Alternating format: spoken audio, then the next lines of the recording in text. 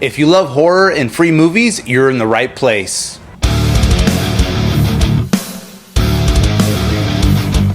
From creepy and terrifying to overlooked classics, my name's Johnny, and today I'll be taking a deep dive into 10 horror movies free on Tubi you need to watch, and let's get into it. We feel this would be the best way for you to go missing.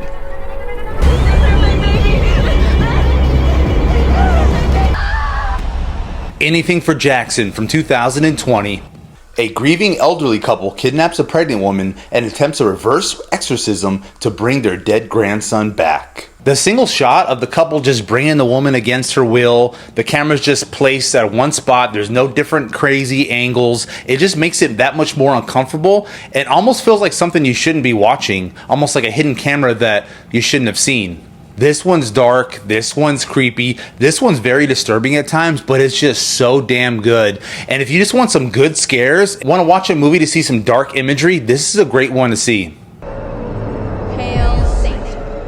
Hail Satan. Sheila McCarthy and Julian Richings are the absolute standout of this movie. They're so good, and it's so interesting the way they're portrayed. They're not entirely bad, not entirely good. They let the audience decide what you think of them, because what they're doing is wrong, that's clear. But you could tell there's some heart and there's some good emotion to why they're doing this. We can do this. He's coming back to us. So it's interesting. There's not a clear bad, good person. You decide what you think of these people. It's like they mean well, but at the same time, they're very effed up people. There's some really dark moments in here, and actually genuinely scary moments. One specifically is someone wearing a bag over the head. I don't want to give away too much, but if you get to that scene, you know exactly what I'm talking about. That one kind of just made me stop in my tracks, made my jaw drop. It's very dark, very weird, and I'm kind of glad they cut that scene when they cut it, because I was getting a little bit uncomfortable. But man, it was definitely scary. I don't say specific scenes are scary a lot in movies, but that specific scene was genuinely creepy. If you want some creepy dark horror and some good scares, Anything for Jackson is where you'll find it. But if you're short on time, the next movie is perfect for you. This is Simon Says. Simon Says from 2026. A birthday party turns deadly when a mysterious entertainer named Simon forces a group of friends to obey the rules of a lethal game of Simon Says. I just love the simple concept of someone showing up, preparing to play a simple game, and it just turns into absolute chaos. I've said it before, I love simple ideas, simple concepts. I don't need all this elevated horror. I need a simple premise, some good characters, some crazy scares, and I'm a happy camper. And I feel like this one delivered that. And like I said, this is perfect if you only have a limited amount of time. This one's only 20 minutes long, so it jumps right into the story. There's no slow build-up. It throws you right into the chaos. Everyone, it's okay. This is a party after all. It's at a birthday party and it just turns to hell real quick. It's just a friendly game of Simon Says until Simon Says turns deadly. Chance Miller as Simon, I feel like does a great job. Very creepy, very over the top. I feel like he kind of has that Art the Clown and the Joker inspiration while making this character, because it kind of has that feel of it. And all psychopath, of course, which is very important. It also has some fun dark comedy moments, which really goes well with all that tension. And I just think after seeing this, I wouldn't mind seeing a feature-length movie where Simon goes to different houses, different parties, and just wreaks havoc. I feel like it'll be a lot of fun. As long as you get the gore right, as long as you get Simon is there to terrify, it's a fun and twisted concept, and I'm here for it. Moving on to Just Breathe from 2025. And this is not your typical horror movie. This one's more of a thriller, but it's so good I had to throw it on this list.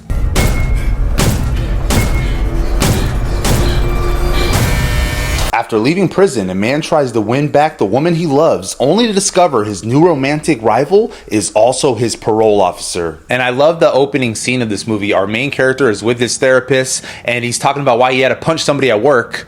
So the therapist's idea to get that anger out is to give him a metal baseball bat to swing at a punching bag. It just shows you what kind of over-the-top movie you're getting yourself into. It's comical, it's over the top, but it's done so well. There's some very serious and sincere moments in this to go with all the chaos. You know she's better off with me, right? You're a scumbag ex-con. And I love this movie because it really plays into that. Every single one of us have been talked to a way where we have to take a step back and think, okay, do we still be civil? Do we still be professional with this person? Or do we answer the way we really want to answer? So this movie kind of plays with that. Do we let someone disrespect us, or do we just go all out and do what our main character does in this movie? Kyle Gallner is great here. He has a lot of anger issues and a lot of problems, but he's just very likable, so you're on his side from the beginning. And his end goal ultimately is to be with Emery Crutchfield, who does a great job of being likable as well, so you understand why our main character is doing what he can to build this relationship and be back together with his girlfriend. Shawn Ashmore plays such a great, just kind of weird, uppity douchebag. He's very good at just being unlikable. He's the clear protagonist in this movie, and it's fun to see him clash with our main character. They're both after the same woman, and they both have to compete. William Forsythe as the dad is great. I grew up with him through the 90s, so it's always great to see him when he shows up in one of these movies. This movie just takes anger management and dealing with your stress, dealing with your rage to a whole new level. It's just so fun and entertaining, but there's also some really serious and crazy moments as well. And it's just a battle between two people trying to get close to Emery Crutchfield, and they're trying to one-up each other, so it's always fun to see.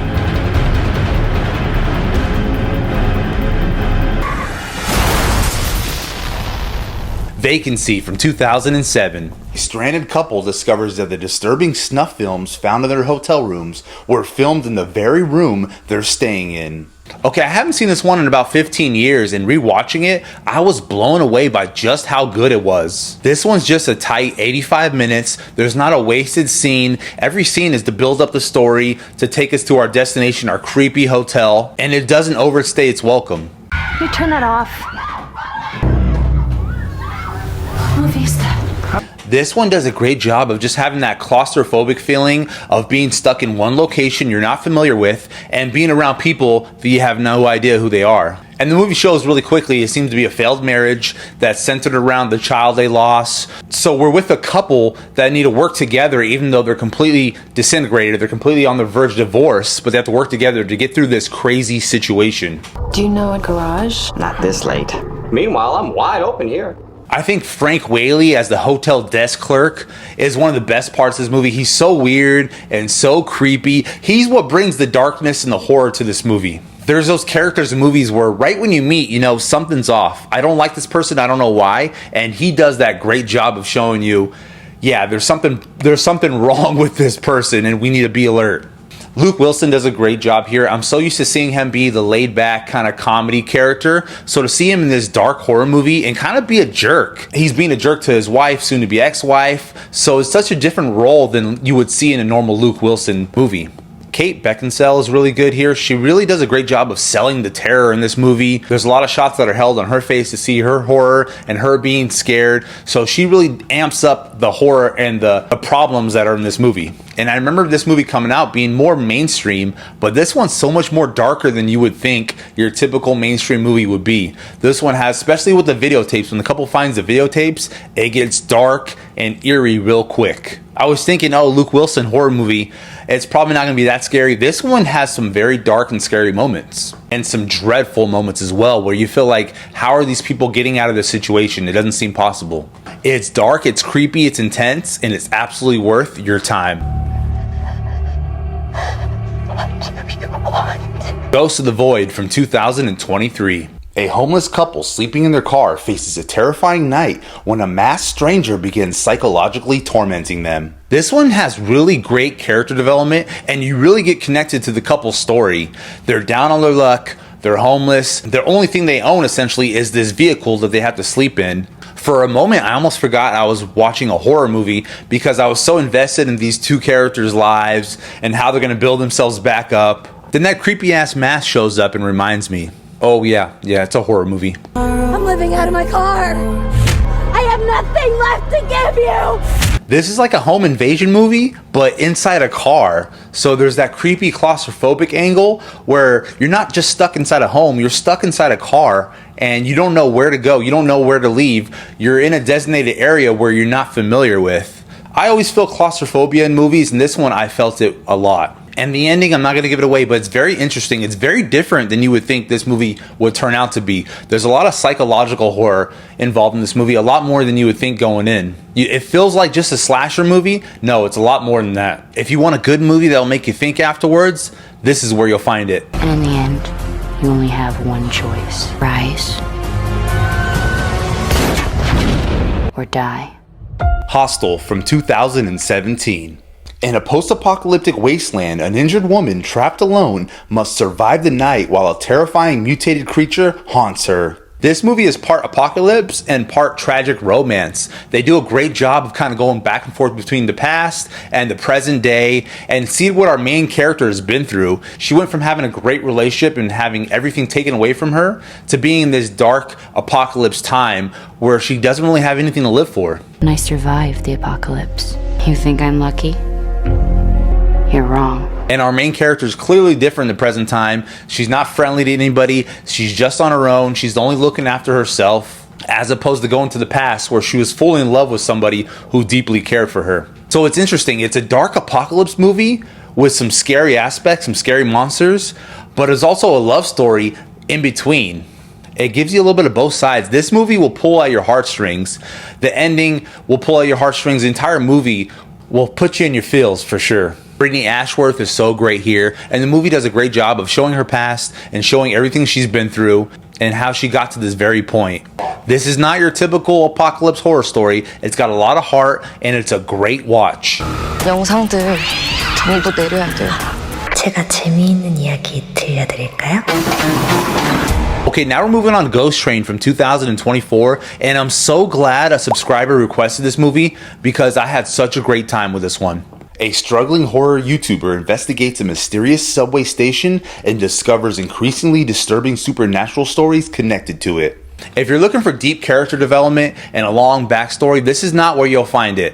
This is to tell you a scary story, show you some creepy imagery, and then move on. It plays like an anthology series. 여자분 인상착의 좀 알려주세요. 여자인 건 어떻게 아셨어요? It goes from a YouTuber interviewing a train manager, and he's telling the YouTuber his crazy, dark, ghost train urban legends, essentially. And between this movie and the train to Busan, I think if you're ever in South Korea, you should probably just walk. I don't think the train's the way to go. This one gets creepy and very eerie quick. There's no big setup. This one throws you in there. There's a lot, like I said, a lot of dark imagery, a lot of dark moments. It's supposed to creep you out, tell you a quick story, and then move on to the next one. And it does a great job. I had a great time with this one. You have to be willing to read subtitles. I know there's a lot of people that don't do it. I'm going to give you a motivational speech to read these subtitles. Ready? Here we go. You got this, okay? Just take your time, pause. Pause if you can't read fast enough. You can do this. And I spoke to claustrophobia earlier. There's something terrifying about seeing these people stuck on a train with nowhere to go. And I love our conversations between the YouTuber and the train manager, which is what I love in an anthology movie, is to kind of have that host to set up the next creepy story. Come midnight, and the wicked must pay for their sins. It's me who comes to collect. Let Us Pray from 2014. A rookie police officer's first night at an isolated station becomes hellish when a mysterious prisoner exposes the dark secrets of everyone inside. Man, I really enjoyed this movie. I love the dark atmosphere of the small prison and just being stuck in this one area. And there's this mysterious man who comes by who basically have to make everyone pay for their sins. Bastards. Every last one. So who's first? Liam Cunningham is so good here, so mysterious, and he has very few lines, but just his presence and the way he carries himself, all he really needs to show he means business. Pollyanna McIntosh is also great here. She's become kind of a horror legend. She's been in so many good horror movies lately. I loved her in The Walking Dead, and this one's no different. She absolutely kills this role. This one starts as a slow build, kind of dark, creepy atmosphere, and then just builds into absolute chaos. By the third act, it's just insane. If you want dark, eerie atmosphere and great characters, this one's a must watch. I only kill the ones that get away with doing horrible things. Cannibal Mukbang from 2023. A lonely man falls for a mysterious woman whose obsession with food and increasingly gruesome appetites pulls him into a bizarre, bloody romance. So I didn't even know what the hell mukbang was until I watched this movie. It's essentially watching people eat which I guess if that's your thing, hey, have at it. I eat stuff online. You mukbang? But this one's a fun horror comedy that revolves around two main characters who are complete opposites. Nate Wise plays this shy, awkward, dorky character who kind of reminds me of Bear from Obsession. They both have that low self-esteem, low energy type to them. Side note, his character in this movie writes horror movie reviews. I mean, who does that, right? He never really says the right things, very weird, and just meets the woman of his dreams, essentially. So his awkwardness kind of goes perfectly with the contrast of April Consolo, who's our main girl here, and she's the exact opposite of him. She's very charming, very energetic, very friendly. So to see them two hit it off, it's very weird, but it works. The first 20 minutes of this movie almost tricks you into thinking you're watching this cute little rom-com, but then it gets dark and it gets gory. If you're looking for a good comedy horror with some awesome gore, Cannibal Mukbang is a good watch. You have to get out. Resident Evil from 2002. A woman and an elite military team enter an underground laboratory where a deadly virus has transformed the staff into flesh-eating zombies. Okay, 15-year-old Johnny would have said this is the best movie on this list, the best movie of all time, but 37-year-old Johnny knows a little better. What the fuck are you talking about? For what this movie is, just a badass zombie movie, it works. It's entertaining. I just rewatched it. It's a little goofy, it's a little wacky at times, but it's just so much fun. And it feels like it was built for teens and people in their early 20s, just something badass to watch. How is she still standing? She isn't standing now. And maybe because I just love zombies, so and I can't get enough of zombie horror movies, so I just enjoyed this one. I think it's the best Resident Evil movie. Resident Evil movies in general have really lacked as far as just being a good movie. They get more ridiculous and just the dumber as we go with these Resident Evil movies, but this one I really enjoyed. Mila Jovovich does a great job as the lead. She kind of goes from not knowing what's going on to getting her memory back and just being a total badass. So to see her transition in the movie is pretty awesome to see. But I think Michelle Rodriguez steals the show. She's cool and she's badass from the beginning to the very end. She's one of those people when something needs to be done, she's the first to volunteer and you just end up loving that character. What's funny is the best scene doesn't even have zombies in it, in my opinion. The laser beam showdown is the coolest and most intense scene in the entire movie. There's not a zombie to be seen, but I just love it. But this one just screams early 2000s. It's goofy, it's wacky, but it also has some really cool scenes, really over the top. You can tell everyone was just all in on this one. And like I said, 15-year-old Johnny freaking loved this one. In my opinion, this one is just a fun popcorn movie. Throw it on, shut your brain off, be entertained. Don't think too much about the story because it'll hurt your brain after a while, but it's a lot of fun. So those are 10 Tubi horror movies that I highly recommend, but if I had to pick one, my pick would be Anything for Jackson. It's dark, it's weird, it's creepy, and it's just done so well. I'll put some more videos on the screen if you want to keep hanging out. My name's Johnny. Thanks for taking a deep dive into 10 horror movies free on Tubi that you need to watch, and I'll catch you on the next one.